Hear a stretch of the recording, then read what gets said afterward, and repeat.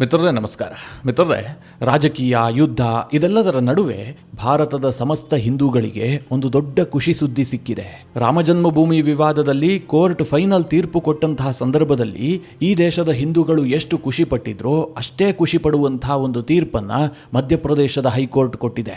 ಹತ್ತತ್ರ 1000 ವರ್ಷ ಇತಿಹಾಸ ಇರುವಂತಹ ಹಿಂದೂ ಮಂದಿರವೊಂದು ಪುನಃ ಹಿಂದೂಗಳಿಗೆ ಸಿಕ್ಕಿದೆ. ಬಹಳ ಸುದೀರ್ಘವಾಗಿ ಮಸೀದಿ ಮಂದಿರ ಅನ್ನುವಂತಹ ವಿವಾದ ನಡೆದು ಅಂತಿಮವಾಗಿ ಮಧ್ಯಪ್ರದೇಶದ ಹೈಕೋರ್ಟ್ ಬಹಳ ಸ್ಪಷ್ಟವಾದಂತಹ ಆದೇಶ ಮಾಡಿದೆ. ಅಲ್ಲಿರುವಂತಹದ್ದು ಮಂದಿರ ಅನ್ನೋದಕ್ಕೆ ಬೇಕಾದಷ್ಟು ಸಾಕ್ಷಿಗಳಿದಾವೆ. ಒಂದು ವೇಳೆ ಮಸೀದಿ ಬೇಕಾಗಿದ್ರೆ ರಾಜ್ಯ ಸರ್ಕಾರದ ಬಳಿಯಲ್ಲಿ ಬೇರೆ ಜಾಗ ಪಡೆದುಕೊಳ್ಳಿ, ಅಲ್ಲಿ ಮಸೀದಿಯನ್ನ ಕಟ್ಟಿಸಿಕೊಳ್ಳಿ. ಹೀಗಂತ ಮಧ್ಯಪ್ರದೇಶದ ಹೈಕೋರ್ಟ್ ಒಂದು ಐತಿಹಾಸಿಕ ತೀರ್ಪನ್ನ ಕೊಟ್ಟಿದೆ. ಹಾಗಾದ್ರೆ ಮಿತ್ರರೇ, ಯಾವುದದು ಮಂದಿರ? ಎಂತಹ ವಿವಾದ ನಡೀತಾ ಇತ್ತು? ಇವತ್ತು ಕೋರ್ಟ್ ಏನು ಆದೇಶ ಮಾಡಿದೆ? ಇದು ಹೇಗೆ ಹಿಂದೂಗಳಿಗೆ ಜಯ? ಯಾವಾಗ ಆ ಮಂದಿರವನ್ನ ಮಸೀದಿ ಮಾಡಲಾಗಿತ್ತು? ಎಲ್ಲವುದನ್ನ ಈ ವಿಡಿಯೋದಲ್ಲಿ ನಿಮಗೆ ಡೀಟೇಲ್ ಆಗಿ ತಿಳಿಸ್ಕೊಡುವಂತಹ ಪ್ರಯತ್ನ ಮಾಡ್ತೀನಿ. ನೀವು ಈ ವಿಡಿಯೋನ ಕೊನೆವರೆಗೂ ಮಿಸ್ ಮಾಡದೆ ನೋಡಿ. ಮಧ್ಯಪ್ರದೇಶದಲ್ಲಿ ಧಾರ್ ಅನ್ನುವಂತಹ ಜಿಲ್ಲೆ ಇದೆ. ಅಲ್ಲಿ ಭೋಜಶಾಲಾ ಕಮಾಲ್ ಮೌಲಾ ಮಸೀದಿ ಇದೆ. ಇದು ಭಾರತದ ಪುರಾತತ್ವ ಇಲಾಖೆ ಅಂಡರ್ನಲ್ಲಿ ಬರುವಂತಹ ಒಂದು ಐತಿಹಾಸಿಕವಾದಂತಹ ಜಾಗ. ಇದರ ಬಗ್ಗೆ ಬಹಳ ಸುದೀರ್ಘವಾಗಿ ವಿವಾದ ನಡೀತಲೇ ಇತ್ತು. ಹಿಂದೂಗಳು ಇದು ನಮಗೆ ಸೇರಿದಂತಹ ಸರಸ್ವತಿ ಮಂದಿರ ಅಂತ ವಾದ ಮಾಡ್ತಾ ಇದ್ರು. ಮುಸ್ಲಿಮರು ಇದು ನಮಗೆ ಸೇರಿದಂತಹ ಕಮಾಲ್ ಮೌಲಾ ಮಸೀದಿ ಅಂತ ಅವರು ವಾದ ಮಾಡ್ತಾ ಇದ್ರು. ಈ ಜಾಗಕ್ಕೋಸ್ಕರವಾಗಿ ಅನೇಕ ಹೋರಾಟಗಳಾಗಿದ್ದಾವೆ, ಸಂಘರ್ಷಗಳಾಗಿದ್ದಾವೆ. ಅದೆಷ್ಟೋ ಬಾರಿ ಕರ್ಫ್ಯೂಗಳನ್ನು ಹೇರಲಾಗಿತ್ತು. ಅಂತಿಮವಾಗಿ ಇಲ್ಲಿ ಹಿಂದೂಗಳಿಗೆ ಮಂಗಳವಾರ ಪೂಜೆ ಮಾಡೋದಕ್ಕೆ ಅವಕಾಶ, ಶುಕ್ರವಾರದಂದು ಮುಸ್ಲಿಮರಿಗೆ ನಮಾಜ್ ಮಾಡೋದಕ್ಕೆ ಅವಕಾಶವನ್ನು ಕಲ್ಪಿಸಲಾಗಿತ್ತು. ಹಾಗೆ ಹಿಂದೂಗಳಿಗೆ ವಸಂತ ಪಂಚಮಿಯಂದು ಸರಸ್ವತಿ ಪೂಜೆ ಮಾಡೋದಕ್ಕೆ ಒಂದು ಅವಕಾಶವನ್ನು ಕಲ್ಪಿಸಲಾಗಿತ್ತು. ಆದರೆ ಹಿಂದೂಗಳು ಇದಕ್ಕೆ ತೃಪ್ತರಾಗಿರಲಿಲ್ಲ, ಆಗಬೇಕಾಗೂ ಇರಲಿಲ್ಲ. ಯಾಕೆ ಅಂತಂದ್ರೆ ಆ ಸರಸ್ವತಿ ಮಂದಿರದ ಇತಿಹಾಸ ಅಷ್ಟು ಪುರಾತನವಾದದ್ದಾಗಿದೆ. ಇದರ ಪೂರ್ಣ ಅಧಿಕಾರ ನಮಗೆ ಸಿಗಬೇಕು, ಇಲ್ಲಿ ಹಿಂದೂಗಳ ಪೂಜೆ ಮಾತ್ರ ನಡಿಬೇಕು ಅಂತ ಅವರು ಕೋರ್ಟ್ ಮೆಟ್ಟಿಲೇರಿದ್ರು. ಇವತ್ತು ಕೋರ್ಟ್ ಅದನ್ನ ಮಾನ್ಯ ಮಾಡಿದೆ.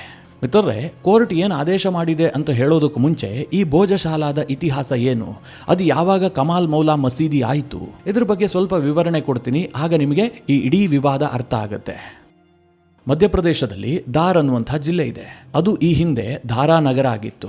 ಧಾರಾನಗರ ಅಂತಿದ್ದ ಹಾಗೆ ಭಾರತೀಯರಿಗೆ ಓರ್ವ ರಾಜನ ಹೆಸರು ತಲೆಯಲ್ಲಿ ಬಂದೇ ಬರುತ್ತೆ. ಆ ರಾಜನ ಹೆಸರೇ ಭೋಜರಾಜ. ನಮ್ಮ ಅಣ್ಣವರ ಕವಿರತ್ನ ಕಾಳಿದಾಸ ಸಿನಿಮಾ ಇದೆಯಲ್ಲ, ಅಲ್ಲಿ ಭೋಜರಾಜನ ಚಿತ್ರಣ ಇದೆಯಲ್ಲ, ಅದೇ ಭೋಜರಾಜ ಈ ಮಧ್ಯಪ್ರದೇಶದ ಧಾರಾನಗರವನ್ನ ಆಳ್ತಾ ಇದ್ದ. ಈ ಭೋಜರಾಜ ಕ್ರಿಸ್ತಶಕ 1000 ಇಸವಿಯಿಂದ 1055 ಕೂಡ ಆಳ್ವಿಕೆ ನಡೆಸಿದ್ದ. ಈ ಭೋಜರಾಜ ಕಲೆ, ವಾಸ್ತುಶಿಲ್ಪ ಮತ್ತು ಸಾಹಿತ್ಯಕ್ಕೆ ಅತ್ಯಂತ ಹೆಚ್ಚು ಕೊಡುಗೆ ಕೊಟ್ಟಂತಹ ಓರ್ವ ರಾಜ. ಅನೇಕ ಕವಿಗಳಿಗೆ ಆಶ್ರಯವನ್ನ ಕೊಟ್ಟಿದ್ದ. ಈತನ ಕಾಲದಲ್ಲಿ ಸಾಹಿತ್ಯ ಉತ್ತುಂಗವನ್ನು ತಲುಪಿತ್ತು. ಸರಸ್ವತಿಯ ಆರಾಧನೆ ಈತನ ರಾಜ್ಯದ ಮೂಲೆ ಮೂಲೆಯಲ್ಲೂ ನಡೀತಾ ಇತ್ತು. ಹೀಗಿರುವಂತಹ ಸಂದರ್ಭದಲ್ಲಿ 1036 ಇಸವಿಯಲ್ಲಿ ಈ ಭೋಜರಾಜ ಒಂದು ಸರಸ್ವತಿ ಸದನವನ್ನ ಕಟ್ಟಿಸ್ತಾನೆ. ಅಲ್ಲಿ ಸರಸ್ವತಿ ದೇವಿಯನ್ನ ಸ್ಥಾಪನೆ ಮಾಡಲಾಗುತ್ತೆ. ಅಲ್ಲೊಂದು ಸಂಸ್ಕೃತ ಪಾಠಶಾಲೆಯನ್ನ ಕೂಡ ನಡೆಸಲಾಗ್ತಾ ಇತ್ತು. ಭೋಜರಾಜ ಆರಂಭ ಮಾಡುವಂತಹ ಸಂದರ್ಭದಲ್ಲಿ ಅದೊಂದು ಸರಸ್ವತಿ ಸದನ ಆಗಿತ್ತು. ಅನಂತರದಲ್ಲಿ ಅದು ಭೋಜಶಾಲಾ ಹೆಸರಿನಲ್ಲಿ ಭಾರಿ ಪ್ರಖ್ಯಾತಿಯನ್ನ ಗಳಿಸುತ್ತೆ. ಭೋಜರಾಜನ ನಂತರದಲ್ಲಿ ಬಂದಂತಹ ರಾಜರುಗಳು ಕೂಡ ಆ ಭೋಜಶಾಲಾವನ್ನ ಇನ್ನಷ್ಟು ಬೆಳೆಸ್ತಾರೆ. ಆದರೆ 1300ನೇ ಇಸವಿಯ ವೇಳೆಗೆ ಇಲ್ಲಿ ಮುಸ್ಲಿಂ ದೊರೆಗಳ ಪಾರುಪತ್ಯ ಜಾಸ್ತಿ ಆಗುತ್ತೆ. ಅಲ್ಲಾವುದ್ದೀನ್ ಖಿಲ್ಜಿ ಈ ಎಲ್ಲ ಭಾಗವನ್ನ ಆವರಿಸಿಕೊಳ್ತಾನೆ. ಈ ಧಾರಾನಗರ ಇರುತ್ತಲ್ಲ, ಇದು ಅಲ್ಲಾವುದ್ದೀನ್ ಖಿಲ್ಜಿಯ ಮಾಳ್ವಾ ಗವರ್ನರ್ ವ್ಯಾಪ್ತಿಗೆ ಬರ್ತಾ ಇರುತ್ತೆ. ಆ ಸಂದರ್ಭದಲ್ಲಿ ಅಲ್ಲಾವುದ್ದೀನ್ ಖಿಲ್ಜಿಯ ಮಾಳ್ವಾದ ಗವರ್ನರ್ ಆಗಿದ್ದು ಅನ್ ಉಲ್ ಮುಲ್ಕ್ ಮುಲ್ತಾನಿ ಅನ್ನುವಂಥ ವ್ಯಕ್ತಿ. ಈ ಮುಲ್ತಾನಿ ಇರ್ತಾನಲ್ಲ, ಈತ ಆ ಪ್ರದೇಶದಲ್ಲೇ ಹೆಚ್ಚು ಪ್ರಖ್ಯಾತನಾಗಿದ್ದಂಥ ಸೂಫಿ ಸಂತ ಕಮಾಲುದ್ದೀನ್ ಮಾಲಾನ ಒಂದು ದರ್ಗಾವನ್ನ ಕಟ್ಟಿಸ್ತಾನೆ. ಮಿತ್ರರೇ, ಧಾರಾನಗರ ಬಹಳ ದೊಡ್ಡದಾಗಿತ್ತು. ಅಲ್ಲಿ ಕಮಾಲುದ್ದೀನ್ ಮಾಲಾನಿಗೆ ಎಲ್ಲಿ ಬೇಕಾದರೂ ಒಂದು ದರ್ಗಾವನ್ನ ಕಟ್ಟಿಸಬಹುದಾಗಿತ್ತು. ಆದರೆ ಈ ಮುಲ್ತಾನಿ ಇರ್ತಾನಲ್ಲ, ಈತ ಆಯ್ಕೆ ಮಾಡಿಕೊಂಡಂತಹ ಜಾಗ ಭೋಜಶಾಲಾ ಆಗಿರುತ್ತೆ.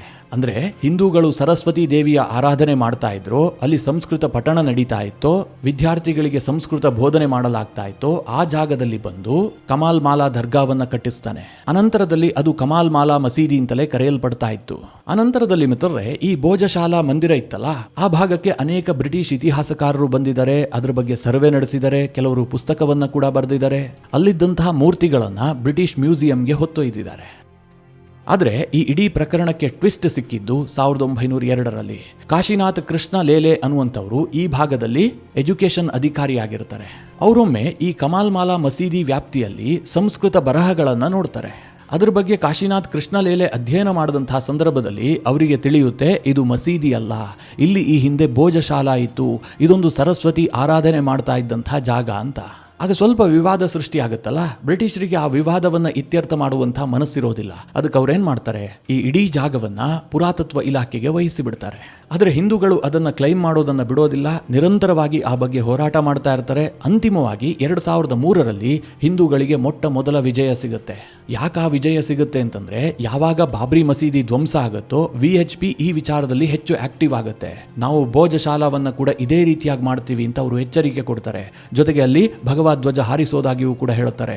ಇದೆಲ್ಲ ಆಗ್ತಿದ್ದ ಹಾಗೆ ಸರ್ಕಾರ ಕೂಡ ಒತ್ತಡಕ್ಕೊಳಗಾಗುತ್ತೆ, ಪುರಾತತ್ವ ಇಲಾಖೆಯೂ ಕೂಡ ಒತ್ತಡಕ್ಕೊಳಗಾಗುತ್ತೆ. ಹೀಗಾಗಿ 2003ರ ಏಪ್ರಿಲ್ 7ನೇ ತಾರೀಕು ಪುರಾತತ್ವ ಇಲಾಖೆ ಒಂದು ಆದೇಶವನ್ನು ಹೊರಡಿಸುತ್ತೆ. ಪ್ರತಿ ಮಂಗಳವಾರ ಹಿಂದೂಗಳಿಗೆ ಸರಸ್ವತಿ ಪೂಜೆ ಮಾಡೋದಕ್ಕೆ ಅವಕಾಶ, ಹಾಗೆ ಪ್ರತಿ ಶುಕ್ರವಾರವೂ ಕೂಡ ಮುಸ್ಲಿಮರಿಗೆ ಆ ಪ್ರದೇಶದಲ್ಲಿ ನಮಾಜ್ ಮಾಡೋದಕ್ಕೆ ಅವಕಾಶ, ಹಾಗೆ ವಸಂತ ಪಂಚಮಿ ದಿನ ಸರಸ್ವತಿ ಪೂಜೆ ಮಾಡೋದಕ್ಕೆ ಹಿಂದೂಗಳಿಗೆ ವಿಶೇಷ ಅವಕಾಶವನ್ನು ಕಲ್ಪಿಸಲಾಗುತ್ತೆ. ಆದರೆ ಕೆಲವೊಮ್ಮೆ ಈ ವಸಂತ ಪಂಚಮಿ ಇದೆಯಲ್ಲ, ಅದು ಶುಕ್ರವಾರವೂ ಕೂಡ ಬರ್ತಾ ಇತ್ತು. ಆ ಸಂದರ್ಭದಲ್ಲಿ ಹಿಂದೂ ವರ್ಸಸ್ ಮುಸ್ಲಿಂ ಅನ್ನುವ ರೀತಿಯಲ್ಲಿ ನಿರ್ಮಾಣ ಆಗ್ತಾ ಇತ್ತು. ಮಿತ್ರರೇ, ಇದು ಹಿಂದೂಗಳಿಗೆ ಸಣ್ಣ ಜಯ. ಅದಕ್ಕೆ ಹಿಂದೂಗಳು ತೃಪ್ತರಾಗೋದಿಲ್ಲ, ಮತ್ತೆ ಕೋರ್ಟ್ ಮೆಟ್ಟಿಲೇರ್ತಾರೆ. ಭೋಜಶಾಲಾದ ಪೂರ್ಣ ಅಧಿಕಾರ ನಮಗೆ ಸಿಗಬೇಕು ಅಂತ. ಮಧ್ಯಪ್ರದೇಶದ ಇಂದೋರ್ ಹೈಕೋರ್ಟ್ನಲ್ಲಿ ಬಹಳ ಸುದೀರ್ಘವಾಗಿ ಇದರ ಬಗ್ಗೆ ವಿಚಾರಣೆ ನಡೆಯುತ್ತೆ. ನ್ಯಾಯಮೂರ್ತಿಗಳಾದಂತಹ ವಿಜಯ್ ಕುಮಾರ್ ಶುಕ್ಲಾ ಮತ್ತು ಅಶೋಕ್ ಅವಸ್ಥಿ ಅವರ ಪೀಠದಲ್ಲಿ ಇದರ ವಿಚಾರಣೆ ನಡೆದಿತ್ತು. ಹಿಂದೂಗಳ ಪರವಾಗಿ ವಿಷ್ಣು ಶಂಕರ್ ಜೈನ್ ವಾದ ಮಂಡಿಸಿದ್ರು. ಭೋಜಶಾಲಾ ಒಂದು ಸಂಸ್ಕೃತ ಪಾಠಶಾಲೆಯಾಗಿತ್ತು, ಅದೊಂದು ಸರಸ್ವತಿ ಮಂದಿರ. ಇಲ್ಲಿ ಹಿಂದೂಗಳಿಗೆ ಮಾತ್ರ ಪೂಜೆ ಮಾಡೋದಕ್ಕೆ ಅವಕಾಶ ಇರಬೇಕು ಅಂತ ಅವರು ವಾದ ಮಂಡಿಸಿದ್ರು. ಮಿತ್ರರೇ, ಕೋರ್ಟ್ ಕೇವಲ ವಾದವನ್ನ ಮಾತ್ರ ಕೇಳೋದಿಲ್ಲ, ಸಾಕ್ಷಿಯನ್ನ ಕೇಳುತ್ತೆ.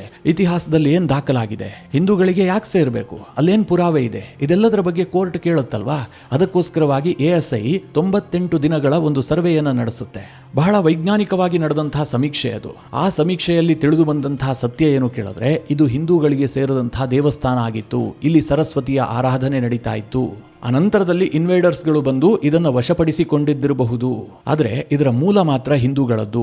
ಇಲ್ಲಿ ಅನೇಕ ಹಿಂದೂ ದೇವತೆಗಳ ಉಲ್ಲೇಖಗಳಿದೆ. ಮುಖ್ಯವಾಗಿ ಹೇಳಬೇಕು ಅಂತಂದ್ರೆ ಓಂ ಸರಸ್ವತ್ಯೈ ನಮಃ, ಓಂ ಗಣೇಶಾಯ ನಮಃ, ಈ ರೀತಿಯಾದಂತಹ ಬರಹಗಳು ಕೂಡ ಇಲ್ಲಿ ಸಿಕ್ಕಿದೆ. ಜೊತೆಗೆ ಭೋಜಶಾಲಾದ ವಾಸ್ತುಶಿಲ್ಪ ಇದೆಯಲ್ಲ, ಅದಕ್ಕೂ ಈ ಇಸ್ಲಾಮಿಕ್ ಇತಿಹಾಸ ಹೇಳುವಂತಹ ಅವರ ವಾಸ್ತುಶಿಲ್ಪಕ್ಕೂ ಯಾವುದೇ ರೀತಿಯಲ್ಲೂ ಸಾಮ್ಯತೆಯೇ ಇಲ್ಲ. ಮತ್ತೆ ಮಸೀದಿಯಲ್ಲಿ ಓಂ ಸರಸ್ವತ್ಯೈ ನಮಃ ಅಂತ ಯಾಕೆ ಬರೆದಿರ್ತಾರೆ? ಅಲ್ಲಿ ಗಣೇಶಾಯ ನಮಃಕೇನು ಕೆಲಸ? ಮೂರ್ತಿ ಆರಾಧನೆ, ಮೂರ್ತಿ ಪೂಜೆ ಮಾಡುವಲ್ಲಿ ಅವರು ನಮಾಜ್ ಕೂಡ ಮಾಡುವಂತಿಲ್ಲ. ಹೀಗಾಗಿ ಈ ಇಡೀ ಮಂದಿರ ಹಿಂದೂಗಳಿಗೆ ಸೇರಿದ್ದು, ಪುರಾತನ ಕಾಲದಲ್ಲಿ ಹಿಂದೂಗಳೇ ಇದನ್ನ ಕಟ್ಟಿಸಿದ್ದು ಅಂತ ASI ತನ್ನ ಸಮೀಕ್ಷಾ ವರದಿಯನ್ನ ಕೋರ್ಟ್ಗೆ ಸಲ್ಲಿಕೆ ಮಾಡುತ್ತೆ. ಈ ಸಮೀಕ್ಷೆಯನ್ನ ಒಪ್ಪಬಾರದು, ಇದು ಮುಸ್ಲಿಮರಿಗೆ ಸೇರಬೇಕು ಅಂತ ಅವರ ಪರ ವಕೀಲರು ವಾದ ಮಾಡ್ತಾರೆ. ಆದ್ರೆ ಇಂದೋರ್ ಹೈಕೋರ್ಟ್ ಅದನ್ನ ಮಾನ್ಯ ಮಾಡೋದಿಲ್ಲ. ಭಾರತೀಯ ಪುರಾತತ್ವ ಇಲಾಖೆ ಏನ್ ಸರ್ವೆಯನ್ನ ನಡೆಸಿ ವರದಿಯನ್ನ ಕೊಟ್ಟಿತ್ತೋ ಅದೇ ಆಧಾರದಲ್ಲಿ ಈ ಇಡೀ ಮಂದಿರ ಭೋಜಶಾಲೆ, ಅಲ್ಲಿ ಸರಸ್ವತಿ ಪೂಜೆ ನಡೀತಾ ಇತ್ತು ಅನ್ನೋದಕ್ಕೆ ಕುರುಹು ಸಿಕ್ಕಿದೆ. ಹೀಗಾಗಿ ಇದರ ಪೂರ್ಣ ಅಧಿಕಾರ ಹಿಂದೂಗಳಿಗಿದೆ. ಆ ಇಡೀ ಸಂಕೀರ್ಣ ಏನಿದೆ ಅದು ಕಂಪ್ಲೀಟ್ ಆಗಿ ಪುರಾತತ್ವ ಇಲಾಖೆಯ ಅಂಡರ್ನಲ್ಲೇ ಇರುತ್ತೆ. ಅಲ್ಲಿ ಹಿಂದೂಗಳಿಗೆ ಪೂಜೆ ಮಾಡೋದಕ್ಕೆ ಪೂರ್ಣ ಅಧಿಕಾರ ಇರುತ್ತೆ ಅಂತ ಕೋರ್ಟ್ ಆದೇಶ ಮಾಡಿದೆ. ಮಿತ್ರರೇ, ಇಷ್ಟು ಮಾತ್ರ ಆದೇಶ ಮಾಡಿದ್ರೆ ದೊಡ್ಡದಾಗಿ ಕಾಣ್ತಾ ಇರಲಿಲ್ಲ. ಕೋರ್ಟ್ ಏನ್ ಹೇಳಿದೆ ಗೊತ್ತಾ? ಮುಸ್ಲಿಮರಿಗೆ ನಿಜವಾಗ್ಲೂ ಮಸೀದಿ ಏನಾದರೂ ಬೇಕಾಗಿದ್ರೆ ಅವರು ರಾಜ್ಯ ಸರ್ಕಾರವನ್ನ ಸಂಪರ್ಕ ಮಾಡಲಿ, ರಾಜ್ಯ ಸರ್ಕಾರ ಅವರಿಗೆ ಬೇರೆ ಕಡೆ ಜಾಗವನ್ನ ಒದಗಿಸಲಿ. ಅಂದ್ರೆ ಬೇರೆ ಕಡೆ ಮಸೀದಿಯನ್ನ ಕಟ್ಕೊಳ್ಳಿ, ಅಲ್ಲಿ ಮಸೀದಿಗೆ ಜಾಗ ಇಲ್ಲ ಅಂತ ಕೋರ್ಟ್ ಸ್ಪಷ್ಟವಾಗಿ ಹೇಳಿದೆ. ಮುಸ್ಲಿಂ ಪಕ್ಷದವರು ಇದನ್ನು ಒಪ್ಪಿಲ್ಲ.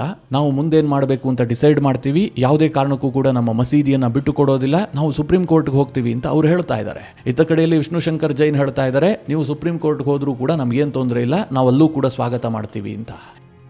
ಈ ತೀರ್ಪು ರಾಮಜನ್ಮಭೂಮಿ ತೀರ್ಪಿಗಿಂತ ಸ್ವಲ್ಪ ಭಿನ್ನ. ಯಾಕೆ ಕೇಳಿದ್ರೆ, ಇಲ್ಲಿ ಹಿಂದೂಗಳು ಜಾಗದ ಓನರ್ಶಿಪ್ ಅನ್ನ ಕೇಳಿರಲಿಲ್ಲ. ಅದು ಭಾರತೀಯ ಪುರಾತತ್ವ ಇಲಾಖೆಯ ಅಡಿಯಲ್ಲಿ ಬರುತ್ತೆ. ಹೀಗಾಗಿ ಹಿಂದೂಗಳು ಏನು ಡಿಮ್ಯಾಂಡ್ ಮಾಡಿದ್ರು, ನಮಗದರ ಓನರ್ಶಿಪ್ ಬೇಕಾಗಿಲ್ಲ, ನಮಗಲ್ಲಿ ಪೂರ್ಣ ಪ್ರಮಾಣದಲ್ಲಿ ಪೂಜೆ ಮಾಡೋದಕ್ಕೆ ಅವಕಾಶ ಬೇಕು. ಅಂದ್ರೆ ವಾರದಲ್ಲಿ 7 ದಿನವೂ ಕೂಡ ನಮಗಲ್ಲಿ ಪೂಜೆ ಪಾಠಗಳನ್ನು ನಡೆಸೋದಕ್ಕೆ ಅವಕಾಶ ಬೇಕು. ಅದು ಹಿಂದೂಗಳಿಗೆ ಸೇರಿದ್ದಾಗಿರಬೇಕು, ಅಲ್ಲಿ ಮುಸ್ಲಿಮರು ನಮಾಜ್ ಮಾಡುವಂಥದ್ದಾಗಬಾರದು ಅಂತ ಹಿಂದೂಗಳು ಡಿಮ್ಯಾಂಡ್ ಮಾಡಿದ್ರು. ಹೀಗಾಗಿ ಕೋರ್ಟ್ ಈ ರೀತಿಯಾಗಿ ಆದೇಶ ಮಾಡಿದೆ. ಈಗಲೂ ಸಹ ಈ ಭೋಜಶಾಲಾ ಇದೆಯಲ್ಲ, ಇದು ಕಂಪ್ಲೀಟ್ ಆಗಿ ಭಾರತೀಯ ಪುರಾತತ್ವ ಇಲಾಖೆಯ ಅಡಿಯಲ್ಲೇ ಇರುತ್ತೆ. ಆದರೆ ಪೂಜೆ ಮಾಡೋದಕ್ಕೆ ಹಿಂದೂಗಳಿಗೆ ಅವಕಾಶ ಸಿಗುತ್ತೆ. ಮಿತ್ರರೇ, ಈ ತೀರ್ಪು ಬರ್ತಿದ್ದಂತೆ ಇಡೀ ನಗರದಲ್ಲಿ ಸಂಭ್ರಮ ಮನೆ ಮಾಡಿದೆ. ಧಾರ್ ನಗರದಲ್ಲಿ ಹಿಂದೂಗಳು ಕುಣಿದು ಕುಪ್ಪಳಿಸಿದ್ದಾರೆ. ಮಿತ್ರರೇ, ಇಂತಹ ತೀರ್ಪು ಬಂದಂತಹ ಸಂದರ್ಭದಲ್ಲಿ ಕೆಲವರು ಅತಿರೇಕದಿಂದ ಮಾತನಾಡ್ತಾರೆ. ಹೀಗೆಲ್ಲ ಮಾಡ್ತಾ ಹೋದ್ರೆ ಈ ದೇಶದಲ್ಲಿ ಶಾಂತಿ ಕದಡುತ್ತೆ, ಯಾರೋ ಒಬ್ಬರ ಭಾವನೆಗೆ ಧಕ್ಕೆ ಆಗುತ್ತೆ, ಹೀಗೆ ಯೋಚನೆ ಮಾಡುವಂತಹ ಒಂದು ವರ್ಗವೂ ಕೂಡ ಇದೆ. ಮಿತ್ರರೇ, ಯಾರದ್ದೋ ಭಾವನೆಗೆ ಧಕ್ಕೆ ಆಗುತ್ತೆ ಅಂತಂದ್ರೆ ಈ ಹಿಂದಿನಿಂದಲೂ ಕೂಡ ಒಂದು ವರ್ಗದ ಜನರಿಗೆ ನಿರಂತರವಾಗಿ ಭಾವನೆಗಳಿಗೆ ಧಕ್ಕೆ ಆಗ್ತಲೇ ಇದೆಯಲ್ಲ. 1305ರಿಂದ ನಿರಂತರವಾಗಿ ಅನ್ಯಾಯ ಆಗ್ತಾ ಇದೆಯಲ್ಲ, ಅದಕ್ಕೆ ಉತ್ತರ ಕೊಡೋರು ಯಾರು? ಅದಕ್ಕೆ ಎಲ್ಲಿ ನ್ಯಾಯ ಸಿಗುತ್ತೆ? ಮಿತ್ರರೇ, ನೀವು ಭೋಜಶಾಲಾವನ್ನು ನೋಡಿದ್ರೆ ಅದು ನಮ್ಮ ಸೋಲಿನ ಪ್ರತೀಕವಾಗಿ ಕಾಣುತ್ತೆ. ಯಾಕೆ ಅಂತಂದ್ರೆ ಅಲ್ಲಿ 1ನೇ ಕ್ಲಾಸ್ನ ಒಂದು ಮಗುವನ್ನ ಕರ್ಕೊಂಡು ಹೋದ್ರೂ ಕೂಡ ಇದು ಹಿಂದೂ ದೇವಸ್ಥಾನ ಅಂತ ಹೇಳುತ್ತೆ. ಆ ರೀತಿಯಾಗಿದೆ ಅಲ್ಲಿನ ವಾಸ್ತುಶಿಲ್ಪ. ಅದಕ್ಕೆ ಭಾರತೀಯ ಪುರಾತತ್ವ ಇಲಾಖೆ 98 ದಿನಗಳ ಕಾಲ ಸರ್ವೆ ಮಾಡುವಂತಹ ಅವಶ್ಯಕತೆಯೇ ಇರಲಿಲ್ಲ.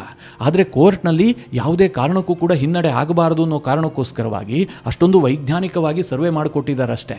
ಅಲ್ಲಿನ ಪ್ರತಿಯೊಂದು ಕಲ್ಲಿನ ಕಂಬದಲ್ಲೂ ಕೂಡ ಹಿಂದೂಗಳ ಚಿಹ್ನೆ ಇದೆ. ಯಾವುದೇ ಮುಸ್ಲಿಂ ವಾಸ್ತುಶಿಲ್ಪದಲ್ಲೂ ಕೂಡ ಆ ರೀತಿಯಾಗಿ ಕಟ್ಟಡ ಕಟ್ಟೋದಕ್ಕೆ ಸಾಧ್ಯವೇ ಇಲ್ಲ. ದಾಳಿಕೋರರು ಆ ದೇವಸ್ಥಾನವನ್ನು ವಶಕ್ಕೆ ಪಡೆದು ಅಲ್ಲಿದ್ದಂತಹ ಮೂರ್ತಿಗಳನ್ನು ಧ್ವಂಸ ಮಾಡಿಬಿಟ್ಟು ಅಲ್ಲಿ ಮಸೀದಿ ಕಟ್ಟಿದ್ದಾರೆ ಅಂತ ನೋಡಿದ ತಕ್ಷಣ ಗೊತ್ತಾಗುತ್ತೆ. ಸದ್ಯ ಇವತ್ತು ದೇಶದಲ್ಲಿ ಹಿಂದೂಗಳಿಂದ ಕೈತಪ್ಪಿ ಹೋದಂತಹ ಇಂತಹ ಸಾವಿರಾರು ದೇವಸ್ಥಾನಗಳಿದ್ದಾವೆ. ಎಲ್ಲಾ ದೇವಾಲಯಗಳ ವಿಚಾರದಲ್ಲೂ ಕೂಡ ಇಂತಹದೇ ಯಶಸ್ಸು ಸಿಗಲಿ ಅಂತ ನಾನಂತೂ ಬಯಸ್ತೀನಿ. ಯಾಕೆ ಗೊತ್ತಾ, ಹಿಂದೂಗಳಿಗೆ ದೇವಸ್ಥಾನ ಅಂತಂದ್ರೆ ಅದು ಪರಮ ಪುಣ್ಯವಾದಂತಹ ಸ್ಥಳ. ಯಾಕೆ ಅಂತಂದ್ರೆ ಅಲ್ಲಿ ದೇವರನ್ನ ನಾವು ಸ್ಥಾಪನೆ ಮಾಡಿರ್ತೀವಿ, ಪ್ರಾಣ ಪ್ರತಿಷ್ಠಾಪನೆ ಮಾಡಿರ್ತೀವಿ, ಶಾಸ್ತ್ರೋಕ್ತವಾಗಿ ಅಲ್ಲಿ ಪೂಜೆ ನಡೀತಾ ಇರುತ್ತೆ. ಆದರೆ ಮುಸ್ಲಿಮರಿಗೆ ಹಾಗಿಲ್ಲ. ಮುಸ್ಲಿಮರು ಅಲ್ಲಿ ಯಾವ ದೇವರನ್ನು ಪ್ರತಿಷ್ಠಾಪನೆ ಮಾಡಿರೋದಿಲ್ಲ, ಕೇವಲ ಅವರ ಪ್ರಾರ್ಥನಾ ಸ್ಥಳ ಅಷ್ಟೇ. ಅವರಿಗೆ ಮಸೀದಿಯನ್ನ ಯಾರು ಕಟ್ಟಿಸಿದ್ರು, ಯಾಕೆ ಕಟ್ಟಿಸಿದ್ರು ಅದ್ಯಾವುದು ಕೂಡ ಇಂಪಾರ್ಟೆಂಟ್ ಆಗೋದಿಲ್ಲ. ಮಸೀದಿ ಅಂತಂದ್ರೆ ಪ್ರಾರ್ಥನೆ ಮಾಡೋದಕ್ಕೆ ಇರುವಂತಹ ಒಂದು ಸ್ಥಳ. ಅದಕ್ಕೆ ಐತಿಹಾಸಿಕವಾದಂತಹ ಹಿನ್ನೆಲೆ ಅಥವಾ ಕ್ಷೇತ್ರದ ಮಹಿಮೆ ಇದ್ಯಾವುದೂ ಕೂಡ ಇರೋದಿಲ್ಲ. ಅವರಿಗೆ ಪವಿತ್ರ ಸ್ಥಳ ಅಂತ ಅವರು ಮಾನ್ಯ ಮಾಡುವಂತಹದ್ದು ಮೆಕ್ಕಾ ಮತ್ತು ಮದೀನಾ ಮಾತ್ರ. ಹೀಗಾಗಿ ಇಂತಹ ತೀರ್ಪುಗಳು ಬಂದಂತಹ ಸಂದರ್ಭದಲ್ಲಿ ಕೆಲವರು ಬೊಬ್ಬೆ ಹೊಡಿತಾರಲ್ಲ, ಇದು ಮುಸ್ಲಿಮರಿಗೆ ಮಾಡಿದಂತಹ ಅನ್ಯಾಯ ಅಂತ. ಆ ರೀತಿಯಾಗೆಲ್ಲ ಹೇಳುವಂತಹ ಅವಶ್ಯಕತೆ ಏನೂ ಇಲ್ಲ. ಬೇಕಾದರೆ ಮಧ್ಯಪ್ರದೇಶ ಸರ್ಕಾರ ಬಹಳ ದೊಡ್ಡದಾದಂತಹ ಮಸೀದಿಯನ್ನು ಕಟ್ಟಿಸಿಕೊಡ್ಲಿ, ನಮ್ಮದೇನೂ ಅಭ್ಯಂತರ ಇಲ್ಲ. ಒಟ್ಟಿನಲ್ಲಿ ಭೋಜಶಾಲಾ ವಿಚಾರದಲ್ಲಿ ಮಧ್ಯಪ್ರದೇಶ ಹೈಕೋರ್ಟ್ ಕೊಟ್ಟಂತಹ ತೀರ್ಪಿದೆಯಲ್ಲ, ಇದು ಸಮಸ್ತ ಹಿಂದೂಗಳಿಗೆ ಬಹಳ ದೊಡ್ಡ ಜಯ ಅಂತಂದರೆ ಯಾವುದೇ ರೀತಿಯಲ್ಲೂ ತಪ್ಪಾಗಲಿಕ್ಕಿಲ್ಲ. ಮಿತ್ರರೇ, ಈ ವಿಚಾರದ ಕುರಿತಾಗಿ ನೀವೇನು ಹೇಳ್ತೀರಿ? ನಿಮ್ಮ ಅನಿಸಿಕೆ ಅಭಿಪ್ರಾಯವನ್ನು ಕಮೆಂಟ್ ಮಾಡುವ ಮೂಲಕ ನಮಗೆ ತಿಳಿಸಿ. ಹಾಗೆ ನಿಮಗೆ ಈ ವಿಡಿಯೋ ಇಷ್ಟವಾದರೆ ಲೈಕ್ ಮಾಡಿ. ಜೊತೆಗೆ ನೀವಿನ್ನೂ ನಿಮ್ಮ ನೆಚ್ಚಿನ ಸಂಸ್ಕಾರ ಸೌರಭ ಯೂಟ್ಯೂಬ್ ಚಾನಲ್ನ ಸಬ್ಸ್ಕ್ರೈಬ್ ಮಾಡಿಲ್ಲ ಅಂತಾದರೆ ಈ ಕೂಡಲೇ ಸಬ್ಸ್ಕ್ರೈಬ್ ಮಾಡಿ. ಮುಂದಿನ ಎಲ್ಲ ಅಪ್ಡೇಟ್ಗಳ ನೋಟಿಫಿಕೇಷನ್ಗಾಗಿ ಬೆಲ್ ಐಕಾನ್ ಒತ್ತಿ.